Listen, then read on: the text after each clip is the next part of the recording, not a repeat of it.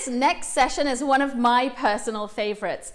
Actor, Future Leader Award winner, and travel and leisure A-lister Kemi Wells is interviewing Celebrity Cruises CEO Lisa Lutoff Perlo, and they discuss a topic that has been front and center over the last several months: equality and diversity. Now, I've had the pleasure of being on the same stage with Lisa in the past, and she is truly my favorite person in this industry. Lisa's going to share with us how Celebrity Cruises, under her leadership, has made great strides in building a culture of diversity and inclusion. She's also going to talk to us about how the pandemic has affected cruising and what she thinks of the latest news about the cruise industry. Take it away, ladies.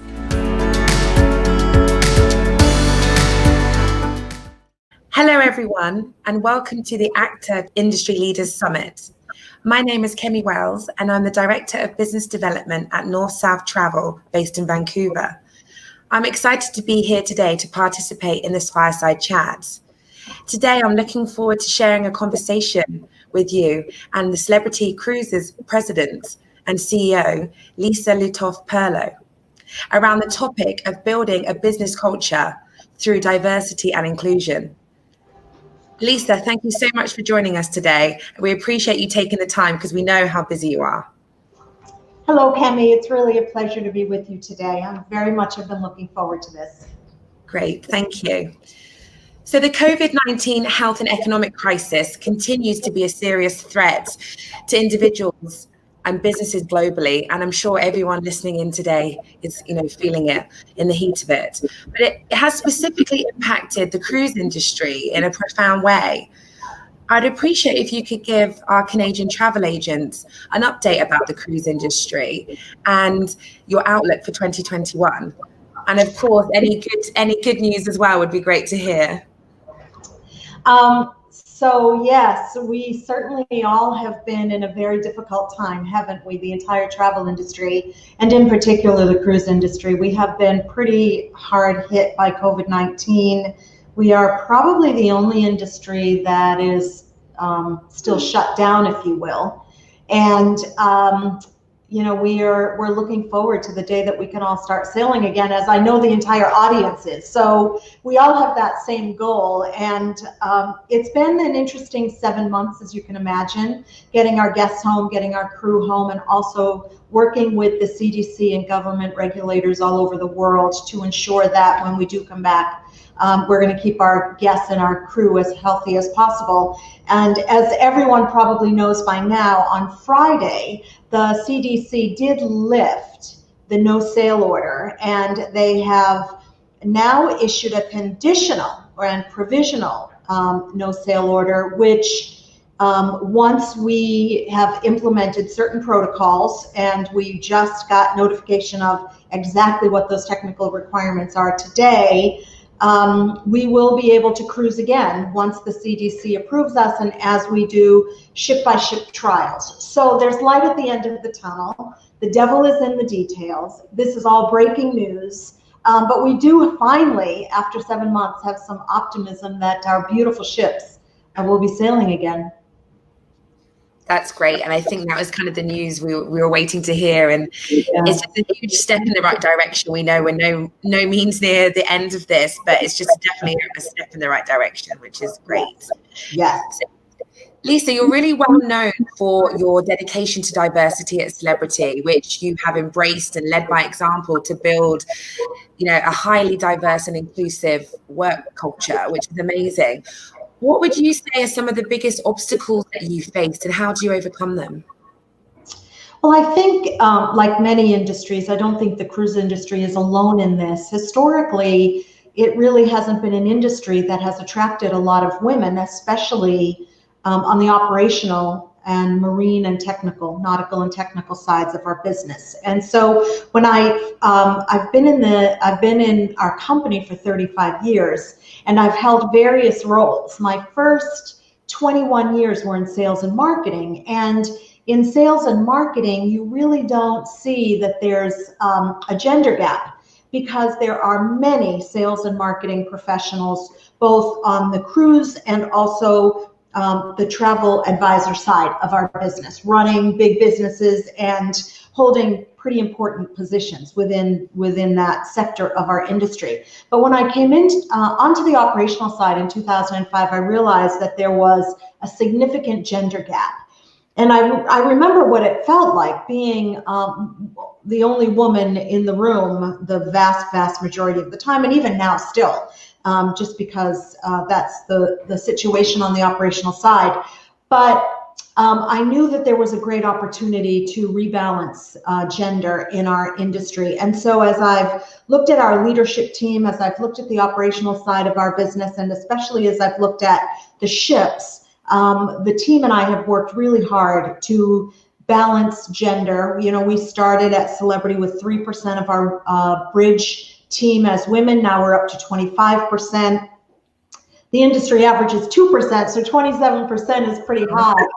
At our historic International Women's Day, where 100% of the bridge was manned by women, and all of the leadership on the ship were women.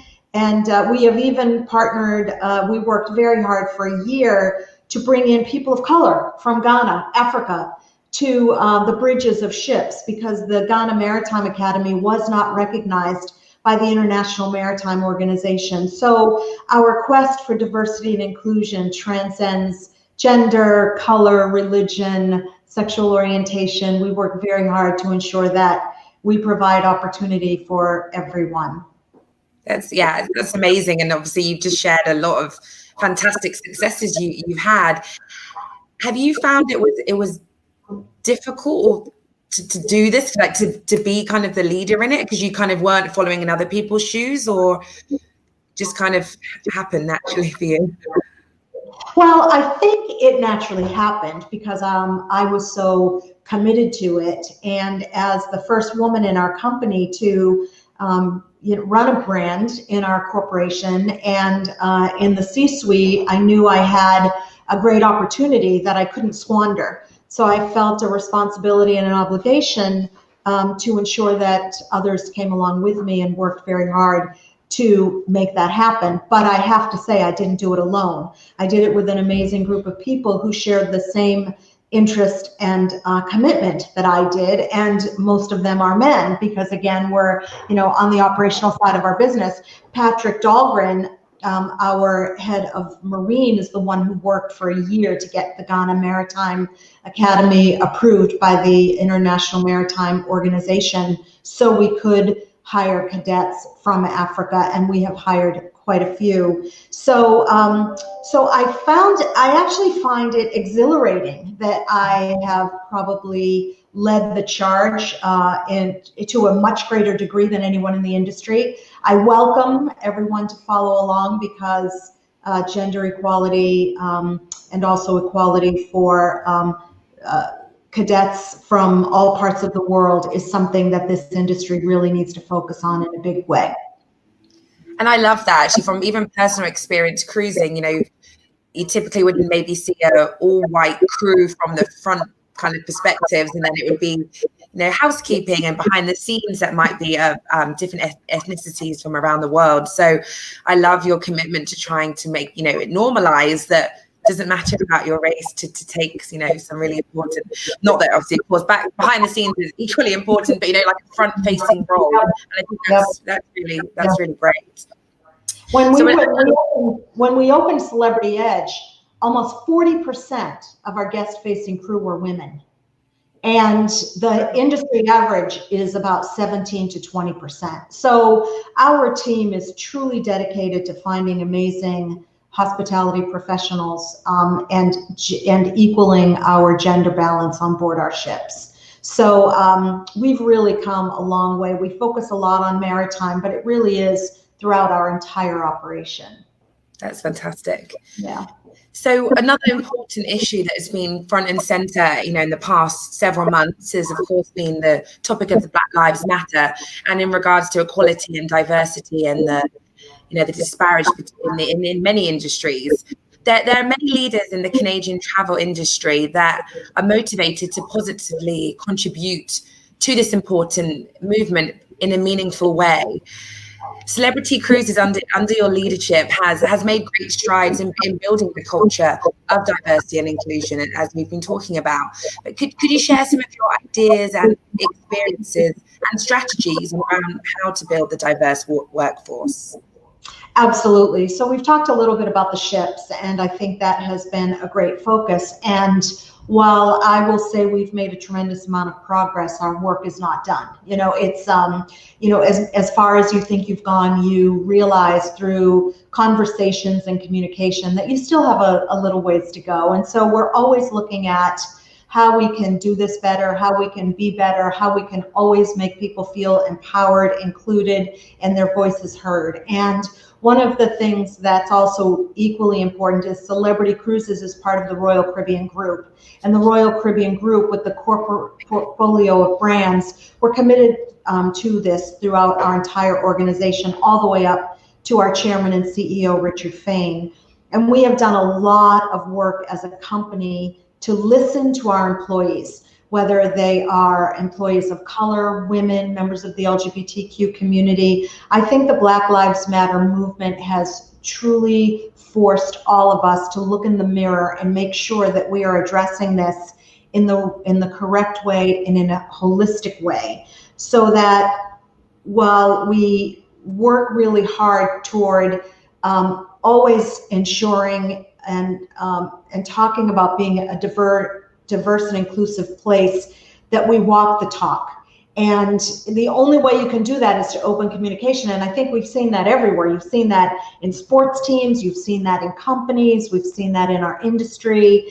And we're taking a lot of steps in that regard and making some significant changes so that we can always be at the forefront of these issues, and just be a more welcoming environment for all, and standing up for that and being known for standing up for that. Our CEO signed a national commitment as well from CEOs of Fortune 500 companies who have committed to ensuring that we address social justice, social inequality, and also make it a very important thing that we do in our company as well, a very important initiative. And we've just hired an amazing Monica Diaz as our head of diversity and inclusion in our company. And so we just continue down that road of doing well and doing the right thing, because it's not only the right thing to do, but it's the right thing to do for all of our businesses. Yeah, absolutely. And I think it can be quite intimidating for some. For you, it's been a really part of the forefront of your strategy and ingrained in kind of your practices for a while. But I think a lot of companies are probably struggling with where to even start, what to do, or realizing they didn't even realize there was any bias or anything that they're doing. So I think it's important about even the small steps and how impactful they can be. Yeah, Kemi, it's really interesting that you mentioned that, because when you think about what you want to do and you know that you need to do it and you need to be the first to do it, because it's so important, and it's around gender equality. I remember speaking to a group of Mandela Fellows from Africa, and they were part of 1,000 students who participated in this program. It was implemented in the Obama administration, and 1,000 out of probably 40,000 applicants were admitted to this leadership program, and they came to the United States and they studied leadership courses for 6 or 8 weeks at different universities around the country, and then they got to go to the White House and meet Obama. So imagine how cool that is, right? If you're the people that were part of this program are extraordinary. I was humbled to be standing up talking to them about leadership. They were all so amazing, and that's where I met Nicolene. And Nicolene was a graduate of the Ghana Maritime Academy, and she stood up and told me her story because her dream was to work on a cruise ship, and she wouldn't give up her dream. And when she was on ships over in that part of the world, she would tell the people that she worked for that this was her dream, and they told her it was never going to happen, and she really needed to go home and get married and have babies. And they told her, by the way, Nicolene, women are bad luck on cruise ships. And this young woman wouldn't give up. So here I am standing in front of her, and I said, let me see if I can help you, which was a very natural reaction for me because she was amazingly well studied. She was obviously well educated. She was obviously wonderful at what she did. Little did I know that the International Maritime Organization did not even recognize the Ghana Maritime Academy for us to hire from. And so you take these things for granted. And then when you run into these roadblocks, it really takes fortitude and commitment to make the change that you need to make these things happen. And that's why it took us 1 year. But I remember being on the bridge of Celebrity Equinox when Nicolene started working for Celebrity Cruises after a year of getting that Maritime Academy approved. And so we can all make a huge difference one step at a time. And it's like, and that's what it is. It's one step at a time. Yeah, it's really, really powerful, I think. And again, I applaud your commitment to it, because in recent conversations I've been having with people in the past few months, it's about a lot of people struggle if they don't feel represented, if they don't see people that look like them in the higher up positions. I'm learning that that's really been, really detrimental to so many people. I feel very fortunate personally that wasn't there. I think that's the way my mum had brought me up, not to see it that way. But it's a real thing that so many people around the world and in North America have not felt represented. So the more and more companies, like the amazing work you're doing at Celebrity, have diversity that's clear and visual and not behind the scenes, I think it really will just help in give encouragement to other people to not give up either. So it's really great. Well, that's what excuse me, that's what we all have to remember, right? Not to give up. Yeah, absolutely. In this time of the rapid change and considerable challenge, dramatic challenge, I would say, what would your top 3 tips be to Canadian travel industry leaders to get started on the journey to mindfully and intentionally become more diverse businesses? Well, it's, I don't think it's anything different than anything else that we do. The first thing you do is you have to acknowledge that it's what you need to be doing. It's the right thing to do. It's what you need to be doing. And you have to be committed to it. And you have to ensure that the people around you are committed to it as well. Because as a leader of a brand, I can talk about diversity and inclusion all day long. I can work with my team to ensure that they're hiring as many and recruiting as many women as we find, from whether it's other companies or the best educational institutions and maritime academies. But what I found, and why I find a lot of women are coming to Celebrity, is because even though they've been given opportunities in other places, being hired isn't the end of the story.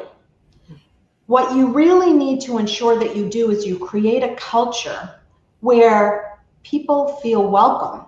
They feel like they have a seat at the table. They feel empowered. They feel like they have a voice, and they feel that upward mobility is something they're going to be able to achieve. Because what oftentimes happen is that women, people of color, people in the LGBTQ community come into organizations and then they don't feel welcome because you haven't created a culture that is supportive and empowering. And I think that's where many companies fail. They have the right idea to do the right thing, but then people leave because they haven't found it a place that they want to stay, because they haven't either found it welcoming or that they have equal advancement opportunities. And I think that people really have to think about those things. So you have to understand that there's a need, you have to act on it, but you also have to make sure that your culture supports it and that you work on that every single day and you surround yourself with people who are committed to the same things that you are. Absolutely. Oh, Lisa, it's been such a pleasure to speak with you today about what I believe is such an important conversation that we need to all keep going. in this industry. You know, it's far from over, but it's amazing that steps, you know, we are again heading in the right direction, and great insight and information and ideas for others listening today about how we can all come together as an industry and community to authentically, and I believe that word is really important, to authentically become more diverse in our business. Is there anything further you'd like to add before we close the session? Yes. So as you were saying that, Kemi, I was thinking that we are in an industry that connects people. We connect people in a way that no other industry does. We take people all over the world. Our ships take people all over the world. Our travel advisors send people all over the world. And it's all with the express purpose of experiencing other people and other cultures. And if any industry should rally around diversity and inclusion, it is this industry. And the world needs it now way more than ever. And so I would just encourage everyone to keep fighting the good fight, and also just stay positive, because this industry is going to come back. People want to get back to their normal lives. It's probably taking longer than any of us want, but I have a tremendous amount of optimism that our days are much brighter ahead of us. Me too. Thank you so much, Lisa, and thank you to all of you who have sat with us today during our session. Thank you to ACTA and the team for the opportunity, and I wish you all well. Stay healthy and safe, and may you continue to enjoy the summit. Thanks, everyone. Thanks, Lisa. Thank you, ACTA. Thank you, Kemi.